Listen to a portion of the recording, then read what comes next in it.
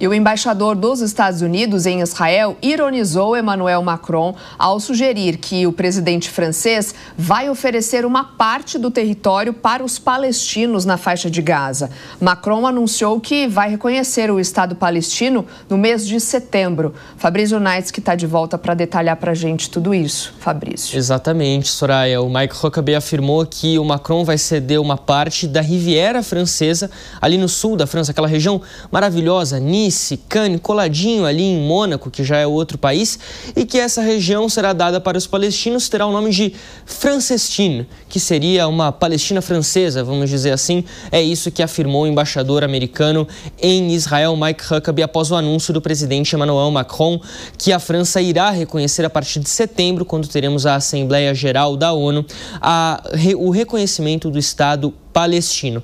Essa movimentação do Macron é muito importante por uma série de questões. Primeiro, porque a França se torna o primeiro país do G7 a assumir, a reconhecer o Estado palestino.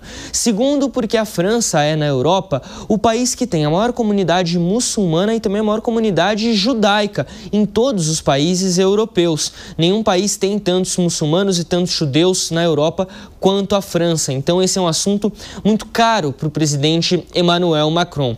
Segundo, porque ele põe aqui uma posição de liderança para si e aumenta a pressão contra outros líderes de países que ainda não fizeram esse movimento. A gente lembra que no ano passado, a Espanha, a Irlanda, a Noruega foram alguns dos países europeus que anunciaram o reconhecimento do Estado palestino. Mas tem um outro país muito importante nesse processo, que é o Reino Unido, que está entre a cruz e a espada. Inclusive, hoje, o presidente Emmanuel Macron vai conversar com o primeiro-ministro do Reino Unido, Keir Starmer, vai falar sobre essa movimentação de reconhecimento do Estado palestino, e Keir Starmer está entre a cruz e a espada porque ele vai receber a visita de ninguém mais, ninguém menos que Donald Trump, que chega hoje na Escócia para uma visita de 4 dias. Trump, a gente sabe, está nessa discussão ao lado de Israel.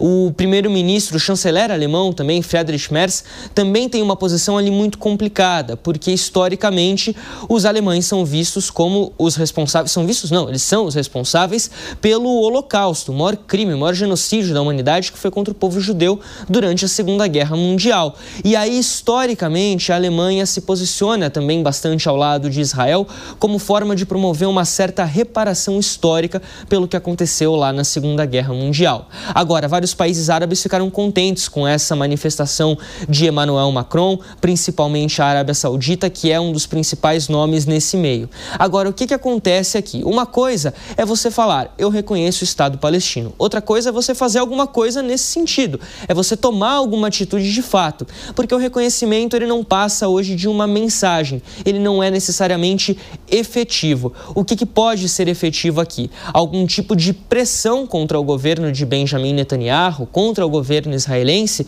para que, politicamente, Israel também possa resolver essa questão. Porque não adianta você ter todo mundo falando que é necessária a saída de 2 estados, se quem tem a caneta na mão lá em Jerusalém não assinar isso. E hoje, você, dentro de Israel, reconhecer o Estado palestino ou falar qualquer coisa nesse sentido é uma morte política. Netanyahu sabe, se ele falar em solução de 2 estados, acabou a carreira política dele. E o mesmo vale para qualquer outro político em Israel.